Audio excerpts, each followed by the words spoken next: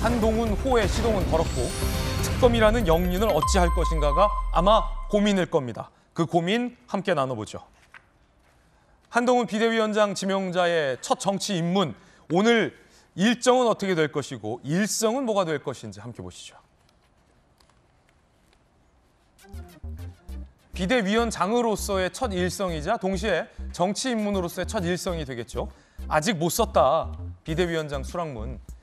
하지만 그 수락 연설문 직접 쓰겠다라고 한동훈 지명자가 밝혔다라고 전해지고 있습니다. 국민의힘 관계자는 당대표 특성에 따라선 연설문 담당자를 외부 인사로 데려오기도 한다. 그렇죠. 당대표나 아니면 대통령 지명자 이렇게 될 경우에는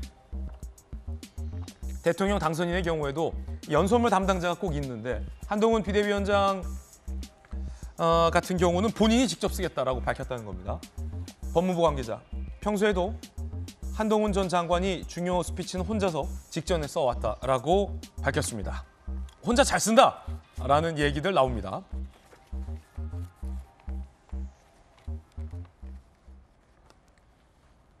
자, 한동훈 비대위원장 지명자가 몇몇 의원에게 전화를 걸어 도움을 요청했다는 보도도 나왔습니다.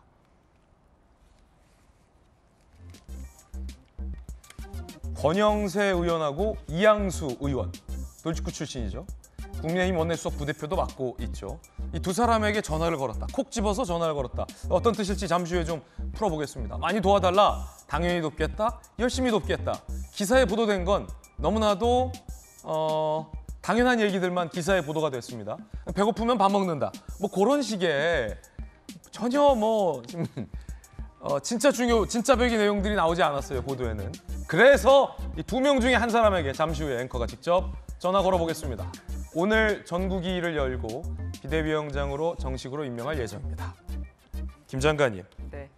앞서서 저희 돌직구쇼에서 국민의힘 내부에서 찬반론이 막 일 때 김희정 전 장관이 이거 고민하면 안 된다, 한동훈으로 가야 된다라고 강한 찬성론을 폈고 한 장관이 비대위원장으로 지명이 됐고 이제 오늘 정국위를 앞두고 있습니다. 권영세 의원 잘 아시잖아요. 네. 이양수 원내수석 부대표, 이 두 명에게 콕 집어서 한 장관이 전화를 걸었다. 이게 어떤 모습일까요? 일단은 특정 사람을 보고 한 게 아니고요. 네.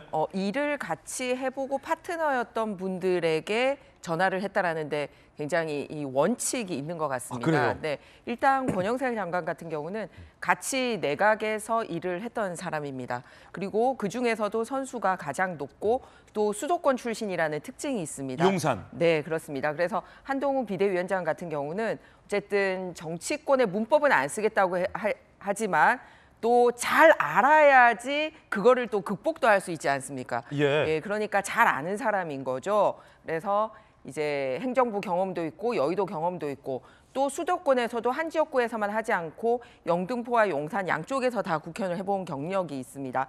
그리고 역시 내각에서 같이 일을 해봤고 한동훈 비대위원장의 메시지 중에 왜 수도권을 겨냥한다라는 게 있지 않습니까? 그래서 예. 그런 답을 줄 수 있는 사람이지 않은가 생각하고요. 또 하나는 원내 대표단 중에서 원내 대표는 비대위원회 당연직으로 들어가게 되어 있습니다. 그러니까 윤재욱 원내대표 같은 경우는 이제 한동훈 비대위원장과 날마다 회의를 같이 하게 되지만 실질적으로 또 일을 하는 자리가 뭐냐면 수석 부대표거든요. 예. 그러니까 수석 부대표는 비대위에 직접적으로 들어가지 않지만 사실은 원내 의견을 종합해 줄 수 있는 그런 역할을 가지고 있기 때문에 이양수 원내 수석 부대표에게 또 그런 의견을 구하지 않았나. 그래서 굉장히 절차에 맞게 나 개인 권영세랑 이양수가 좋아 이런 스타일이 아니라 네. 딱 필요한 자리에 필요한 역할을 하신 분들과 당의 첫 인사를 나눈 게 굉장히 의미 있지 않나 생각합니다. 예, 확실히 이제 김 전 장관님의 해설을 들으니까 왜 한 비대위원장 지명자가 이 두 분에게 전화를 걸었는지가 쉽게 이해가 됩니다. 정치권에서 한동훈 비대위원장 지명자와 가까운 사람은 누구냐라는 기사도 벌써 보도되고 있습니다. 이른바 한동훈의 정치 인맥은이라는 기사인데 이것보단 더 알겠죠. 그런데 일단 보도된 사람은 몇몇 있습니다. 먼저 조정훈 국민의힘 인재영입위원이에요. 구 시대전환 대표죠. 9학번 동기입니다. 그리고 주진우 대통령실 법무비서관, 검찰 출신의 측근이다. 자, 주요 친한 인사로 주목되고 있습니다. 조정훈 인재영입위원, 한 전 장관과 86 운동권이 득세한 정치권에 97세대가 나아갈 길에 대한 얘기를 많이 나눴다. 여권 관계자는 한 전 장관과 주 비서관은 나이도 엇비슷해서 통하는 게 많다.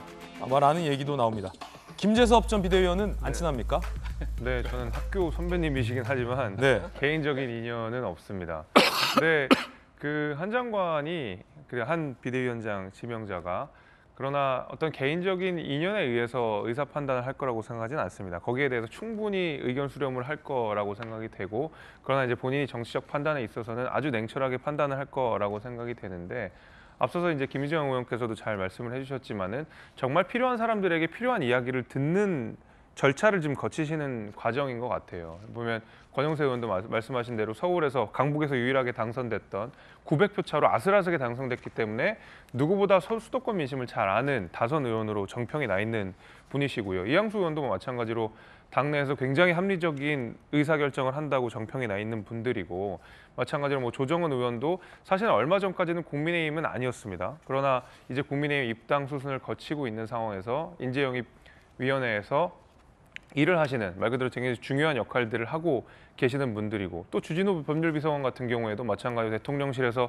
대통령과 굉장히 초반부터 호흡을 많이 맞춰왔던 예. 검찰 시기부터 아주 긴밀하게 관계를 맺어왔던 그러니까 여권 관계자들 그다음에 대통령실 관계자들 그리고 당 내에서 수도권 민심을 잘 살필 수 있는 사람들 그다음에 당 바깥에서도 우리 당에서 무언가를 이야기해 줄 수 있는 사람들에게 적재적소에 전 전화를 했다고 생각합니다.